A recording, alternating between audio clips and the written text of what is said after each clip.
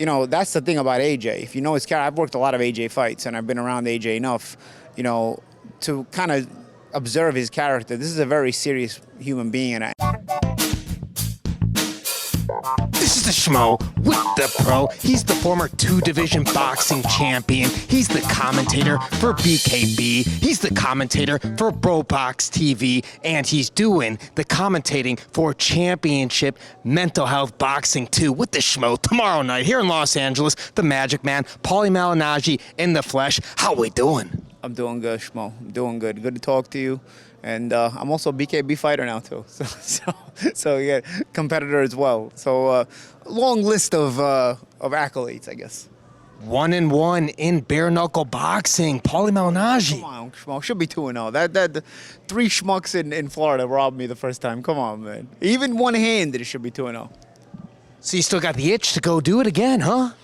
I know. You know what it is, and I think any fighter would kind of get this. It's like you think sometimes after you do something. I think it's anytime you do something in general that's kind of crazy, right? It doesn't have to even be a fighter. So I think people can relate in general. You do something crazy and you're like, after you do it, you're like, well, I'll never do that again. And then after a while, you're like, I kind of want to do it again, you know? So I don't know.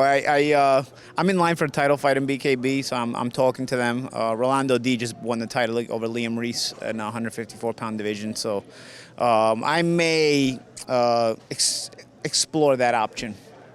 Wow, there it is. How's the vision, though? You got poked in the eye.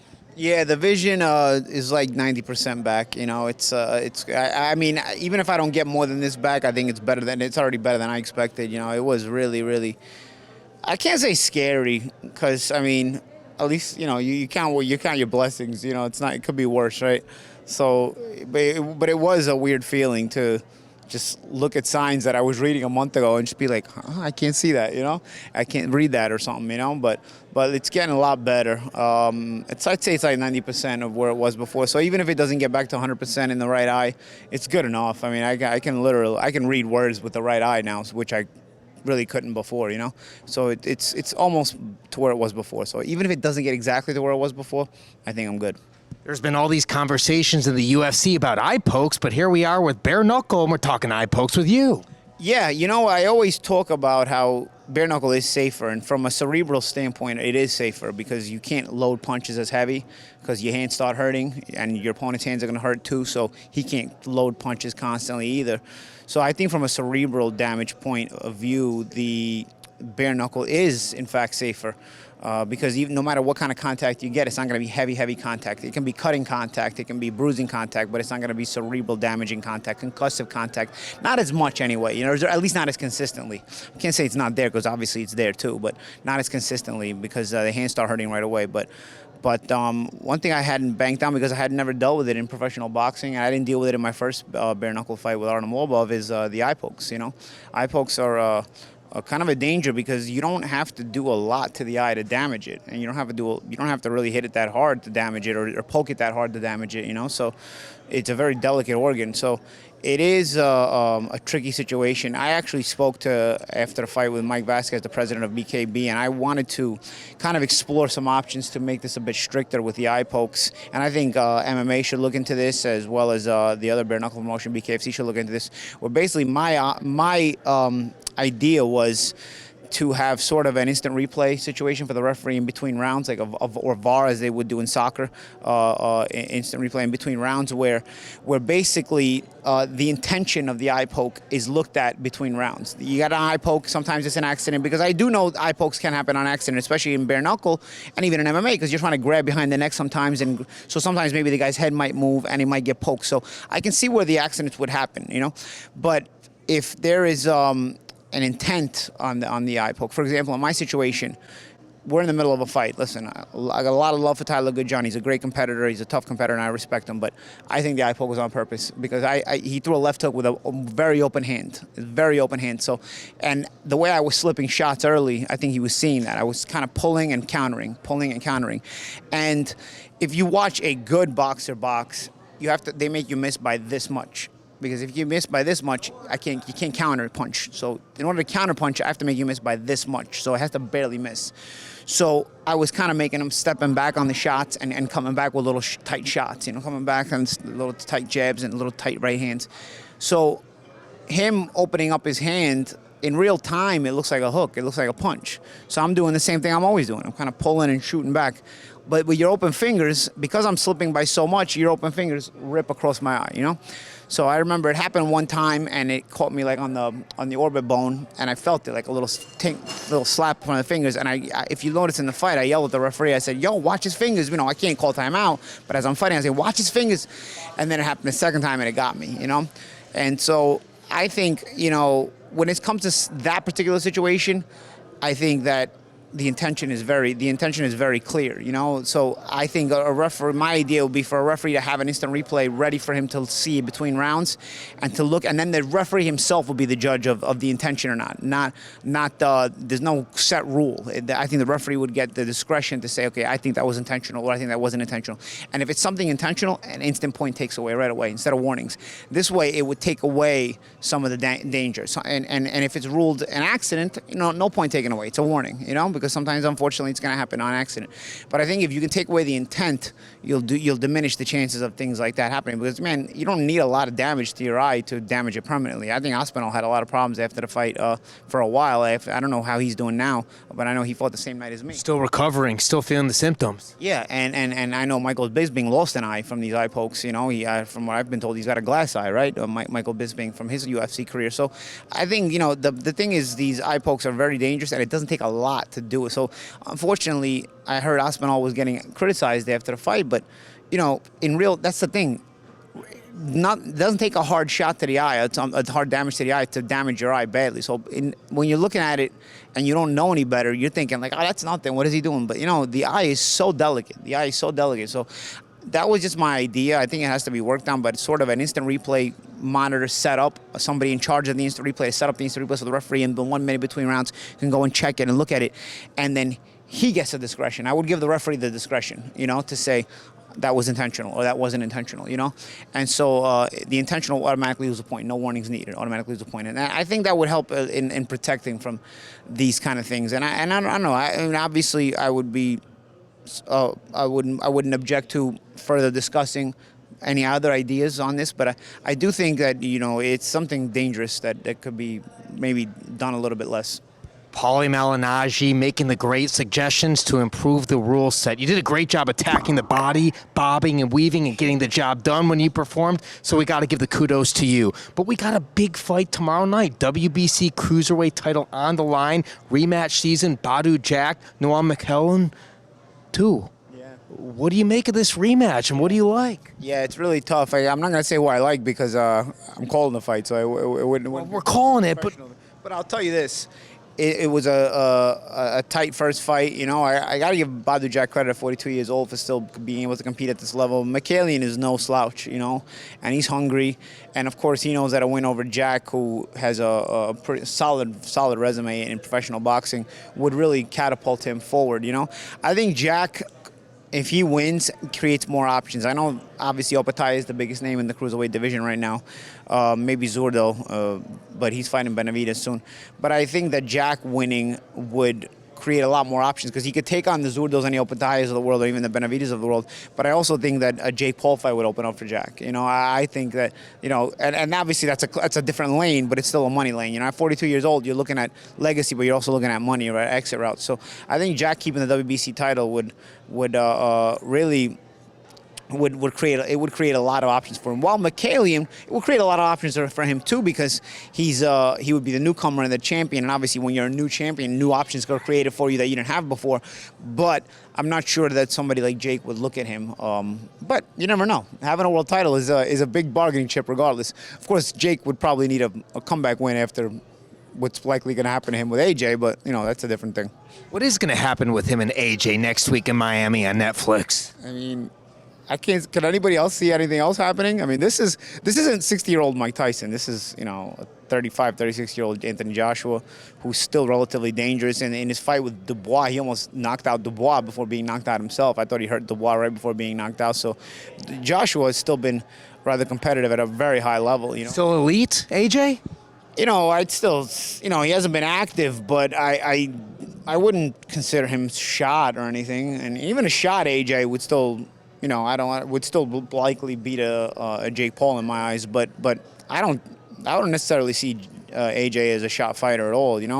And also, the thing about AJ is he's a rather serious guy. This is not Chavez Jr. So he takes anything he does very seriously. He's got a backbone to him. He's got a character to him. So, he's not going to let himself be clowned by allowing Jake to survive or allowing Jake to play around or allowing Jake to just make him look bad in general. So that's the thing about AJ. If you know his character, I've worked a lot of AJ fights and I've been around AJ enough to kind of observe his character. This is a very serious human being and man, and he takes this kind of stuff very personally and very seriously, so he's not going to be looking to make a mockery of himself.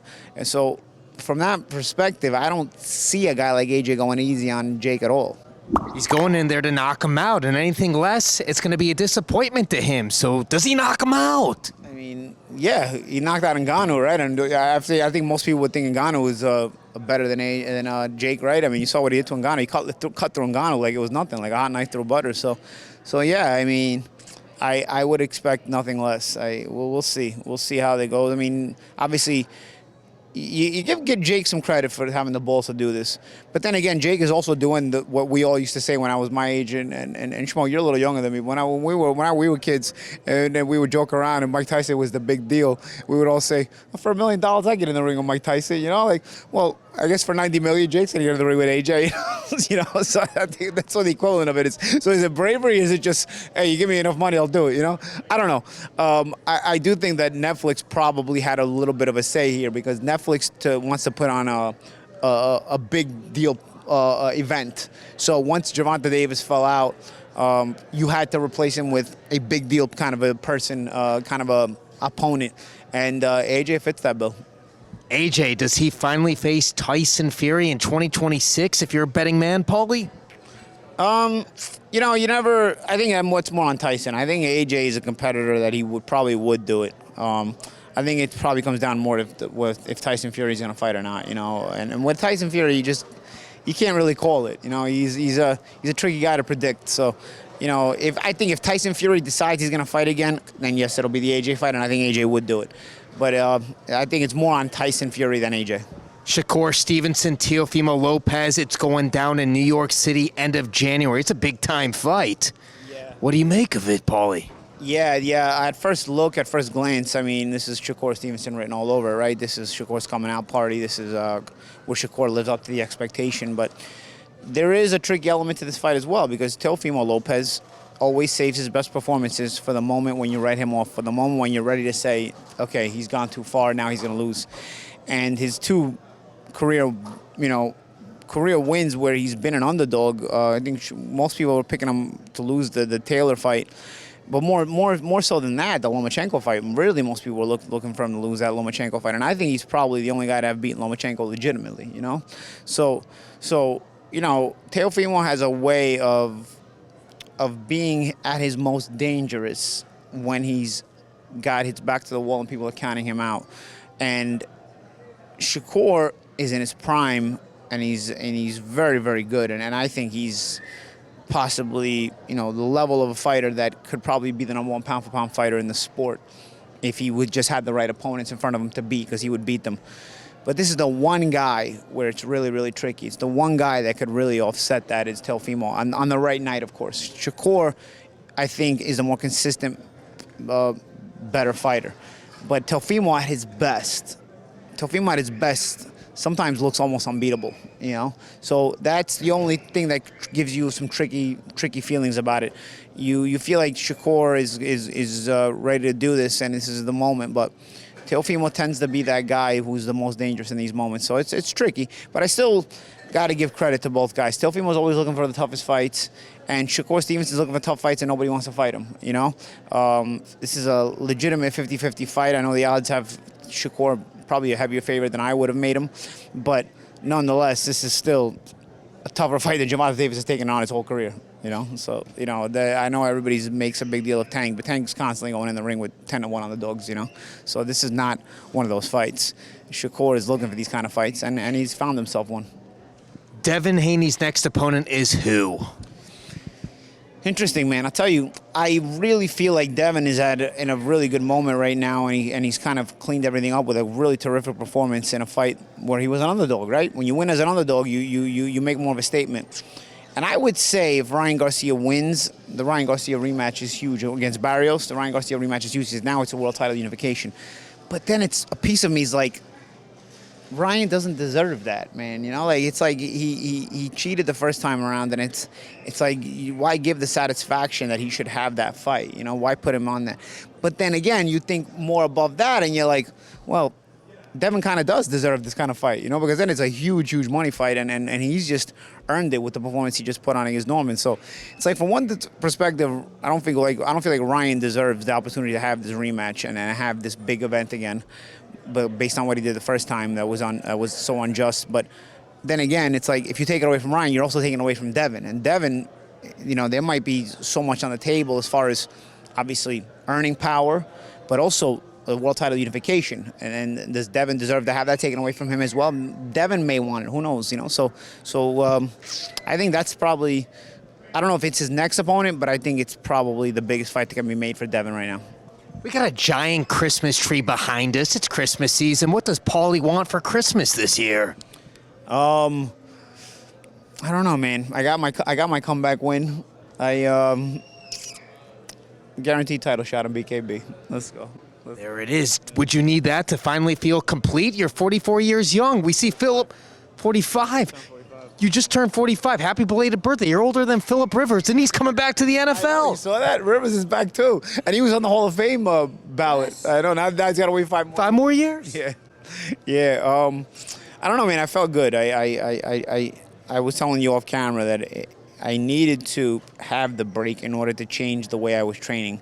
I was too enamored and too attached to the way I trained when I won world championships, and I was training very hard all the time. And so when you get older, you can't train like that.